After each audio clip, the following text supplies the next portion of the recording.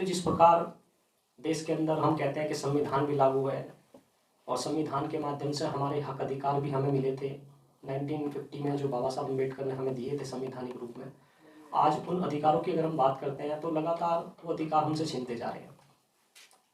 लोकतंत्र के 4 पिलर लगातार इस तरीके का हम पे प्रहार कर रहे हैं कि एक तो मारता है, एक चुपचाप सा के कुछ करने लगता है। जब वो सत्ता में पहुंच जाती है तो पहले वाली सत्ता पक्ष में बैठने वाली पार्टी की जिम्मेदारी बनती है कि अब वो विपक्ष में तो वो इस काम को करे। लेकिन ये सांपनाथ और नागनाथ लगातार इस देश की व्यवस्था पर कायम है। और कहीं ना कहीं जो बाबा साहब डॉक्टर अम्बेडकर, ज्योतिबा फूले, पेरियार साहब, फूले साहब अम्बेडकर विचारधारा के जो प्रवर्तक रहे हैं, वो लगातार इस व्यवस्था के माध्यम से हमें चोट देते हैं कि घोड़ी पे चढ़ने पर हमें मारा जा रहा है, मूछें रखने पर हमें मारा जा रहा है। भाई ये बताओ, ये तो कई हजार साल की गुलामी है हमारी। 21वीं सदी में बैठने के बाद भी अगर यही चीजें हमारे साथ हो रही है तो जो लीडर बड़ी बड़ी बातें करते हैं, व्यवस्था की बात करते हैं, तो उन्हें तो शायद गधे पे बिठा के काला मुंह करके गले में माला डाल के घुमा देना चाहिए कि मैं पेट तो पाल पा रहा हूँ। लेकिन जो मेरा असमानता से प्रताड़ित समाज है, वो सिर्फ बहुजन ही नहीं है, उसमें कुछ अपर कास्ट के ऐसे भी लोग हैं जिनके साथ कहीं ना कहीं एट्रोसिटी होती है, जो गरीब है, जो शोषित है, जो वंचित है।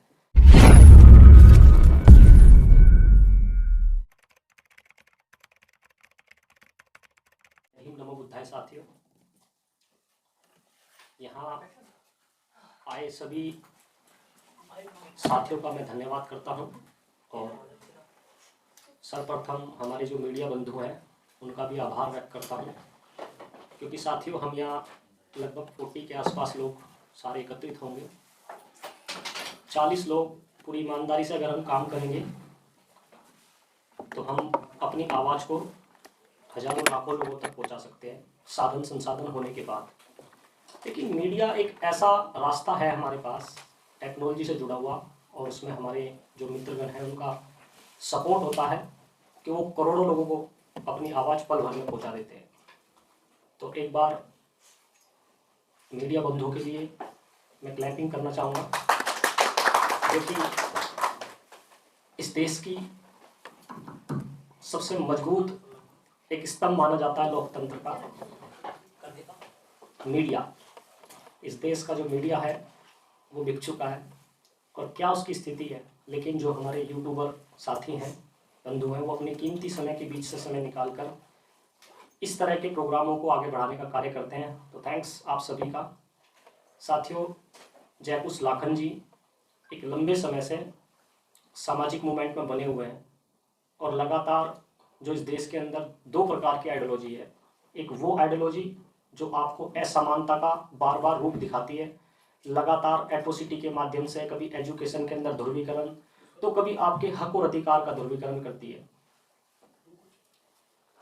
वो एक व्यवस्था है, यहाँ सभी लोग उस व्यवस्था से भली भांति रूबरू हैं और कहीं ना कहीं किसी न किसी लेवल पे उसका शिकार होते हैं।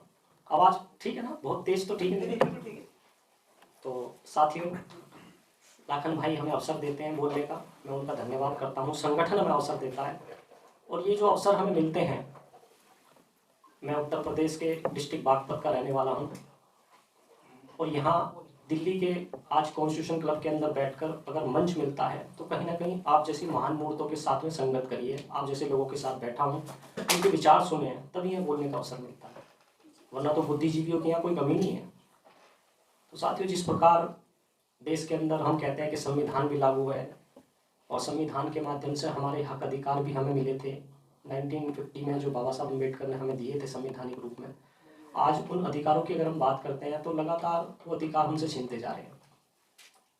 लोकतंत्र के 4 पिलर लगातार इस तरीके का हम पे प्रहार कर रहे हैं कि एक तो मारता है, एक चुपचाप सा के कुछ करने लगता है। हमें यही नहीं पता लगता कि हमारी पिटाई भी हुई है। एक लंबे समय से इस देश के अंदर, इस देश की सबसे बड़ी राजनीतिक पार्टी कांग्रेस, उसने एक लंबे समय तक शासन किया, लेकिन वो पूर्ण रूप से आज तक यहाँ पर, इंडिया की बात कर रहा हूँ, इंडिया में इस देश के संविधान को लागू नहीं कर पाई। तो जो विपरीत पार्टी है, सामने खड़ी है, उसकी नैतिक जिम्मेदारी बनती है कि वो इस जो बचे हुए हक और अधिकार हैं उनको लागू कराए, लेकिन वो नाकाम है। जब वो सत्ता में पहुंच जाती है तो पहले वाली सत्ता पक्ष में बैठने वाली पार्टी की जिम्मेदारी बनती है कि अब वो विपक्ष में तो वो इस काम को करे। लेकिन ये सांपनाथ और नागनाथ लगातार इस देश की व्यवस्था पर कायम है। और कहीं ना कहीं जो बाबा साहब डॉक्टर अम्बेडकर, ज्योतिबा फूले, पेरियार साहब, फूले साहब अम्बेडकर विचारधारा के जो प्रवर्तक रहे हैं, वो लगातार इस व्यवस्था के माध्यम से हमें चोट देते हैं, हमारे हक और अधिकार छीनने का काम करते हैं। तो साथियों, समस्याएं बहुत सारी है। जैसे कि अभी जयकुश जी ने बताया, हमारे जो इंडियन दलित फोरम के राष्ट्रीय महासचिव हैं, कि घोड़ी पे चढ़ने पर हमें मारा जा रहा है, मूंछें रखने पर हमें मारा जा रहा है। भाई ये बताओ, ये तो कई हजार साल की गुलामी है हमारी। 21वीं सदी में बैठने के बाद भी अगर यही चीजें हमारे साथ हो रही है, तो जो लीडर बड़ी बड़ी बातें करते हैं, व्यवस्था की बात करते हैं, तो उन्हें तो शायद गधे पे बिठा के काला मुंह करके गले में माला डाल के घुमा देना चाहिए।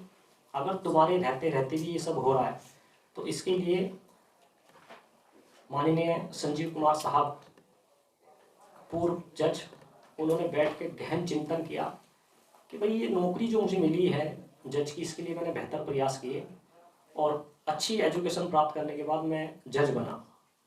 जज बनने के बाद मैं पेट तो अच्छे से पाल पा रहा हूँ, ये मैं पर्सनल बात बता रहा हूँ आपसे, बंद कमरे में हमारी चर्चा चल रही है कि मैं पेट तो पाल पा रहा हूँ, लेकिन जो मेरा असमानता से प्रताड़ित समाज है, वो सिर्फ बहुजन ही नहीं है, उसमें कुछ अपर कास्ट के ऐसे भी लोग हैं जिनके साथ कहीं ना कहीं एट्रोसिटी होती है, जो गरीब है, जो शोषित है, जो वंचित है। मैं तो सिर्फ उन लोगों की बात कर रहा हूं कि जो प्रताड़ित है, अगर उनके साथ कहीं ना कहीं असमानता हो रही है, तो वह असमानता क्यों हो रही है? उस असमानता को नहीं होना चाहिए, क्योंकि देश के अंदर कानून है, देश के अंदर संविधान है, मीडिया है, कार्यपालिका है, लेकिन कोई भी अपना काम ठीक से नहीं कर पा रहा है। तो ये जो काम ठीक नहीं हो रहे हैं, इसे ठीक करने के लिए इससे पहले भी बहुत लोगों ने आंदोलन चला रखे हैं। आदमी कम पड़ रहे हैं, संगठन ज़्यादा हो रहे हैं। तो साथियों, जज साहब ने बैठ के चर्चा की और चर्चा के बाद ये रिजल्ट पाया कि हम एक ऐसा संगठन निर्माण करते हैं जो संगठन अपने नाम से ही ये दर्शाता हो कि ये किस तरह के लोगों के लिए काम करेगा। तो साथियों, इंडियन दलित फोरम बनाया, जो इस देश का शोषित वंचित तबका है, उसके हक हकूक के लिए। आपने देखा होगा कि हम रोड से लड़ाई लड़ते हैं, कभी कभी अधिकार मिल जाते हैं रोडों पर लड़ाई लड़ने से, लेकिन ज़्यादातर जो अधिकार मिलते हैं वो न्यायपालिकाओं में मिलते हैं। और न्यायपालिका में हमारी स्थिति कितनी कमज़ोर है। मैं खुद पेशे से एडवोकेट हूँ, गौरव सौदे जी बैठे हैं, और भी अन्य साथी यहाँ बैठे होंगे जो वकालत के पेशे में है, क्षेत्र में है। तो उनकी जो स्थिति है वो कितनी ख़राब है, इस बात को बारीकी से समझते हुए माननीय संजीव कुमार साहब ने अपना रिज़ाइन दिया।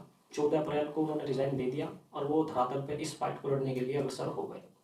इसमें आप जैसी महान मूर्त, हमारी मातृशक्ति, हमारी बहनें बैठी हैं, मेरे पिता तुल्य बैठे हैं, मेरे भाई बंधु बैठे हैं, यूथ, उन सब ने इतनी सारी राजनीतिक पार्टियां होते हुए हैं उनको लागू कराए, लेकिन वो नाकाम है। जब वो सत्ता में पहुंच जाती है, तो पहले वाली सत्ता पक्ष में बैठने वाली पार्टी की जिम्मेदारी बनती है कि अब वो विपक्ष में तो वो इस काम को करे। लेकिन ये सांपनाथ और नागनाथ लगातार इस देश की व्यवस्था पर कायम है। और कहीं ना कहीं जो बाबा साहब डॉक्टर अम्बेडकर